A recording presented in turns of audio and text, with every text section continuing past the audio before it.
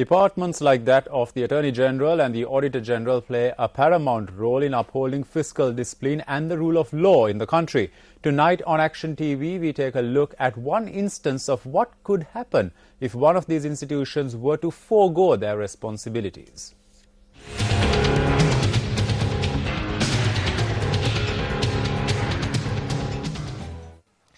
The Sri Lanka Institute of Chartered Accountants made a written appeal to the Auditor General calling for his observations on an incident where two officials who were in charge of auditing at the National Water Supply and Drainage Board at the time are said to have figuratively swept under the rug an embezzlement close to 245.8 million rupees at the board. According to this letter from the Secretary of the Sri Lanka Institute of Chartered Accountants, which includes this request and is dated the 20th of March, the institution is making this request on the basis of a complaint lodged by the Sri Lanka Auditing Examiners Service Union. On Sunday, Action TV revealed some of the facts in the report of the investigation ordered by the former Auditor General P.A. Premathilaka into the incident where the said embezzlement was swept under the rug. The investigative report was submitted to Premathilaka's successor, S. Swarnajyothi, on the 23rd of December 2008 when he was about to retire. It is stated in the report of the committee appointed by P.A. Premathilaka that as the supervising officials in charge of government audit at the Water Board at the time had shown no consideration for Sri Lanka auditing standards, the committee was unable to uncover any relevant reports. The gravest factor mentioned in this report is that if the professionally qualified supervising officials had followed Sri Lankan auditing standards, even after the embezzlement had been uncovered, it could have prevented close to 100 million rupees of public funds from being lost. The investigative report also recommends that action be taken against the responsible officials in the Auditor General's department. The current Auditor General was appointed as S. Swarnajyothi's successor. On Sunday, Action TV revealed the importance of the Auditor General implementing the recommendations of this report so as to protect the public trust in the department and to protect the department's reputation. One of the reasons that the Sri Lanka Audit Examiners Service Union has lodged a complaint with the Sri Lanka Institute of Chartered Accountants is because the current Auditor General is a full member of this institute. The Sri Lanka Institute of Chartered Accountants, which was established by an Act of Parliament and has the responsibility of protecting accounting standards and of acting as a regulatory body, is an internationally accepted professional body. According to this letter by the Secretary of the Institute, the Auditor General must present his observations on the written complaint lodged by the Sri Lanka Audit Examiners Services Union within 2 weeks.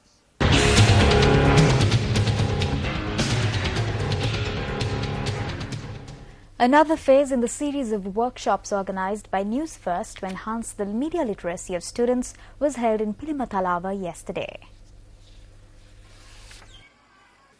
The News First team was warmly welcomed when they arrived at the Ilukwatta Muslim College in Denuwara, Pilimathalava.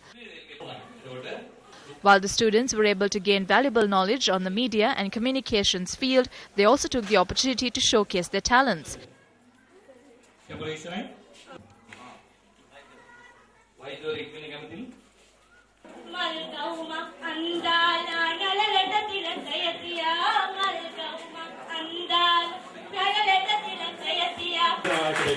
The school presented News First with a commemorative souvenir in appreciation of the workshop.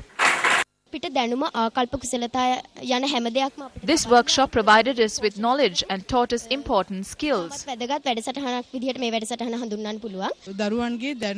We appreciate this workshop because it has helped to grow the knowledge and skill base of the children. This was a program not only regarding media, but all what they wanted in the future. At the conclusion of the media workshop, News First, together with Eslon, gifted a water tank to the Ilukwatta Muslim College in Denuwara, Pilimathalava.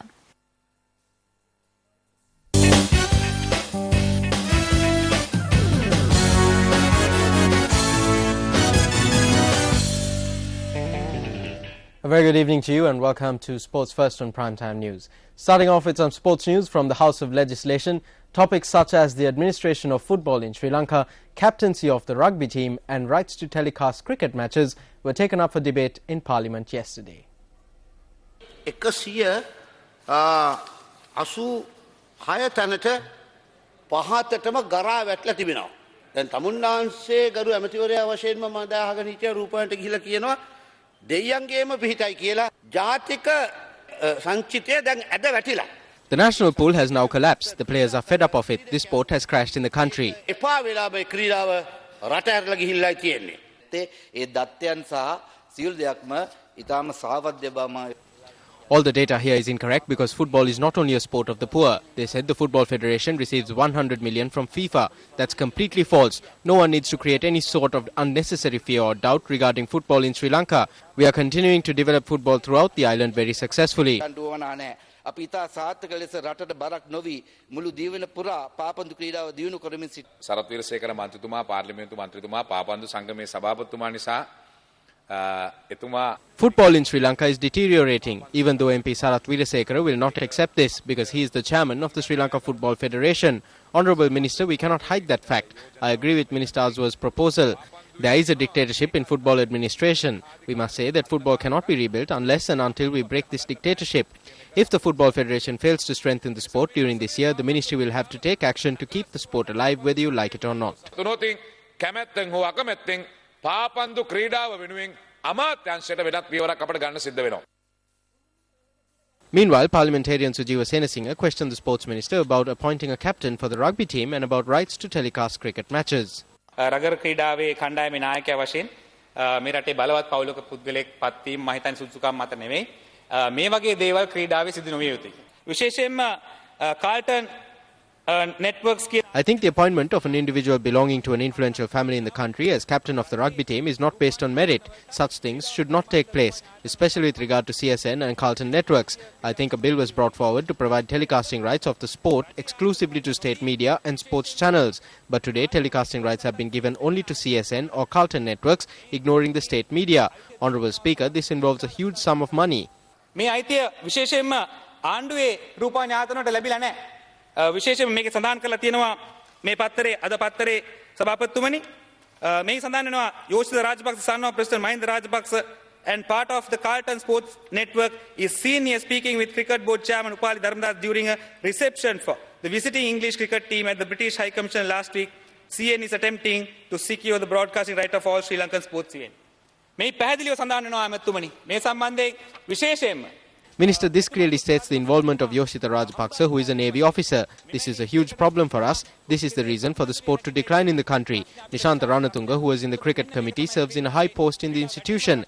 There are other sports channels in the country. Do these institutions get telecasting rights, bidding rights? Do they call for tenders? Similarly, do state media get sponsorship rights? මේ ප්‍රවෘත්ති හරන මොකද ලංකාවේ අනිකුත් තියෙනවා ක්‍රීඩාවට සම්බන්ධ රූපවාහිනී ආයතන. ඒ ආයතනට මේ අයිතීන් ලැබෙනවද? ලන්සුවක් තියෙනවද? බිඩින් එකක් තියෙනවද? මේවට ටෙන්ඩර් කැඳවීමක් කරනවද? ඒ වගේම රාජ්‍ය ආයතනට මේක අනුග්‍රහය ලැබෙනවද? ඒ තේරීම් කමිටුව විසින් කණ්ඩායමේ නායකයා තෝරනකොට ඒ සඳහා යම් නිර්ණායකයන් තියෙනවා.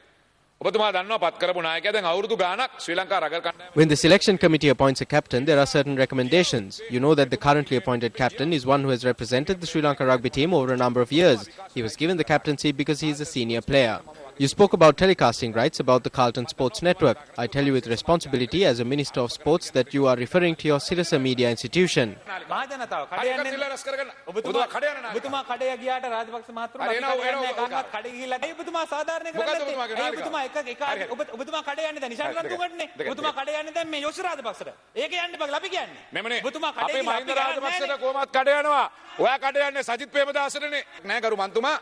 Honourable MP, any channel can come forward and bid for telecasting rights. How many channels are there at present? Tell them to relaunch as sports channels. We are ready to grant them rights. What we want is money.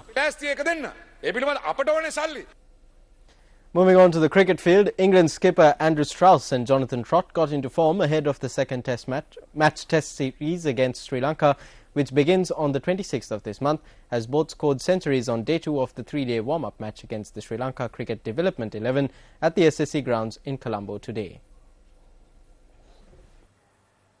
The Sri Lanka Cricket Development 11 resumed day 2 on an overnight score of 376 runs for the loss of 5 wickets. Angelo Pereira was the first wicket to fall of the day for 85. Sri Lanka Cricket Development 11 declared their first innings on 431 for 6. In reply, England got off to a brilliant start as skipper Andrew Strauss and Jonathan Trott put on 197 runs for the first wicket. Strauss retired out for 100 runs while Jonathan Trott also retired out for 101. Kevin Peterson chipped in with 26. England declared their first innings when the score was on 272 runs for the loss of 4 wickets. Sri Lanka Cricket Development 11 were 44 for the loss of 1 wicket at stumps on day 2 in their second innings. The Sri Lankans lead by 203 runs with 9 wickets remaining. In more cricket, Bangladesh beat Sri Lanka by 5 wickets on the Duckworth-Lewis method in an Asia Cup match in Dhaka yesterday. Former Sri Lanka cricket captain Arjuna Ranatunga joins us now for an in-depth analysis of yesterday's match. It was a very crucial game for the Bangladeshis. They needed to win this game to get into the finals in the Asia Cup for the first time. They were determined to do that. After winning the toss, put Sri Lanka into bat. Sri Lanka lost 3 early wickets. The 3 batsmen were back in the pavilion within the first 10 to 12 overs. Thirimanne and Tharanga played really well with Kapugedara. But all these 3 younger cricketers had to play under a lot of pressure. We have been discussing this for the last so many years, but I think that seniors prefer to bat quickly, and when they get out, the entire pressure build up among the young middle order batsmen. I think that's what went wrong in the last couple of games as well. When Bangladesh started, they had to get 212 runs in the 40 overs because of the rain interruption. Under the Duckworth-Lewis system, they lost a couple of early wickets, but the key figure was Shakib-ul-Hasan. The former captain played a very important innings. It is very important for us to understand the gravity of playing a very important side. And unfortunately, Sri Lanka didn't play 2 spinners. That was another crucial moment. I thought when it comes to the selection, I thought we never picked a proper side on these particular wickets. This is not Australia or South Africa. This is an Asian subcontinent. If you analyze the other sides, India, Pakistan and Bangladesh, they all play 2 spinners, 2 key spinners in every game. So they need to open their eyes, analyze whether they have done the right thing, and I'm sure that they have to get ready very quickly before they play the next important tournament. And that wraps up this Wednesday night's edition of Primetime News. It was a pleasure having you with us. Remember, we're just a click away on www.newsfirst.lk if you want the very latest on the web. I'm Kumarini Rajakaruna. And I'm Shreyan Silva. Good night.